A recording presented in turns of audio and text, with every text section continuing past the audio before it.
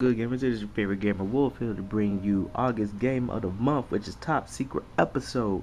This game came out to North America in 1988, and this game was crazy hard. I would actually go on the record of saying this is definitely one of the most hardest games I ever played on NES, right next to James Bond Jr. Anyway, the game was developed by Vic Toge in '88, who used to produce games from 1987 to 1998, but they closed shop and stuff like that. Now they go back to doing internet access and stuff over in Japan.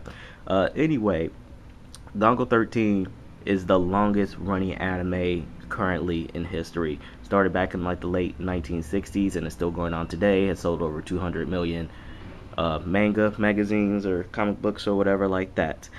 Also, this game is definitely hard. One of the hardest. It's broken into 13 chapters, which are all named after classic movies such as Spartacus, Sleeping Beauty, Apocalypse Now, The Godfather, and stuff like that. Also, this game pushed the boundaries of censorship. Everyone knows back then Nintendo was all about their image. You know, you can't do this, you can't show that, stuff like that. For some weird reason, this game got away with a lot of stuff. They had sex scenes. Even though it was pixelated, you get the idea where there was a chick talking about, oh, she need to stay warm. And then next thing you know, her shirt would fall down.